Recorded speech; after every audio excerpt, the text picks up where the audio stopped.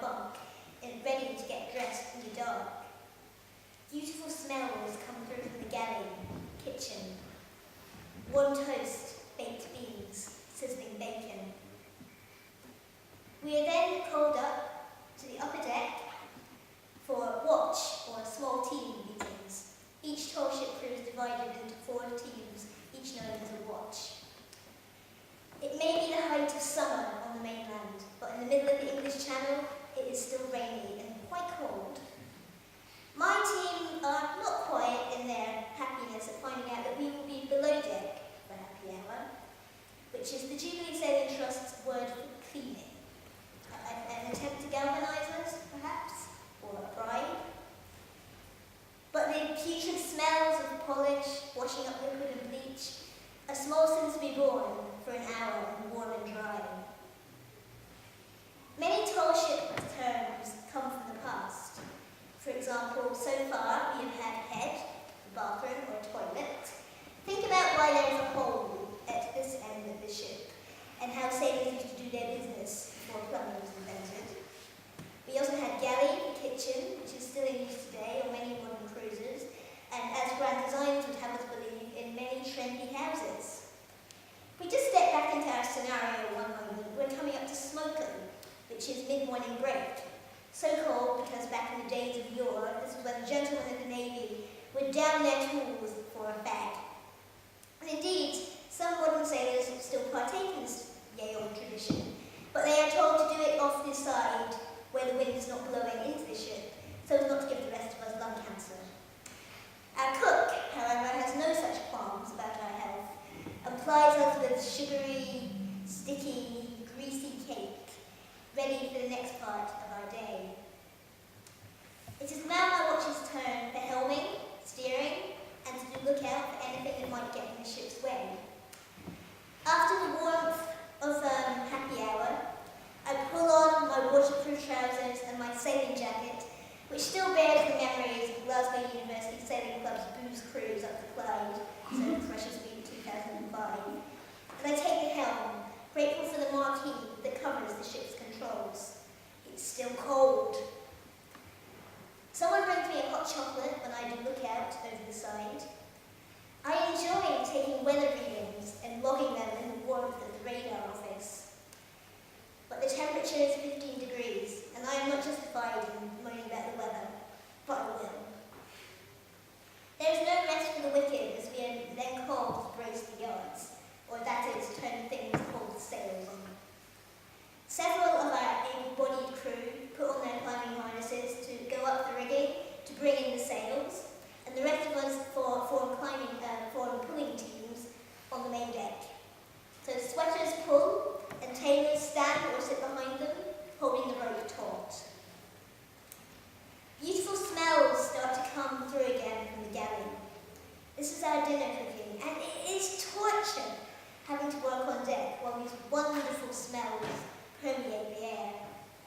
I am called to set the table in the nest, dining room, and no, I don't know why it's called a nest. It's always impeccable, especially after I've been doing happy hour in it. I carefully peel each table mat, grippy table mats, so in exciting seas, the cups and plates don't make a bid for freedom, and stick them onto the table.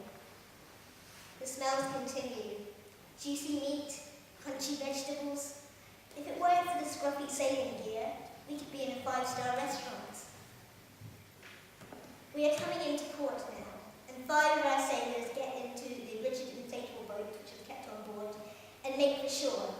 They will meet us there to secure the ship into harbour.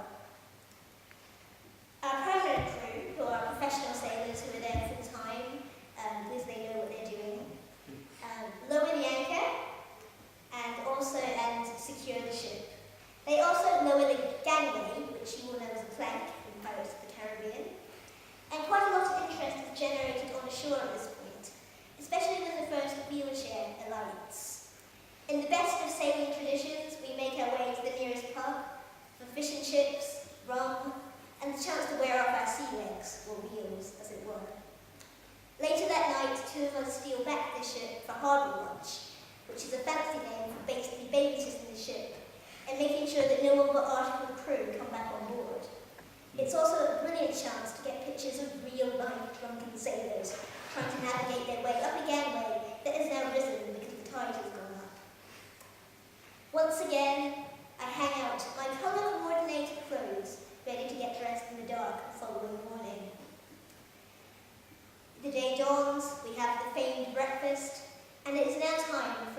climbs. Another onshore crowd pleaser, as wheelchairs are hoisted aloft up in the rigging.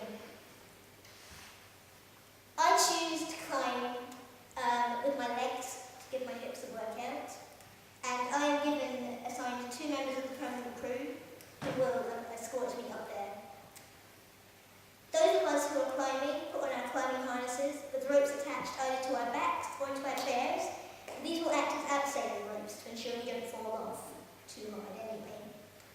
The able-bodied crew form a main pulling team on the gangway, and we hear many cheers from this end of the ship as the first wheelchair immediately aloft reaches their destination.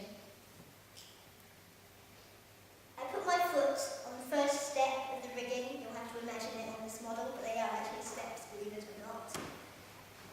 And up I go to the first platform, which is about here on the ship.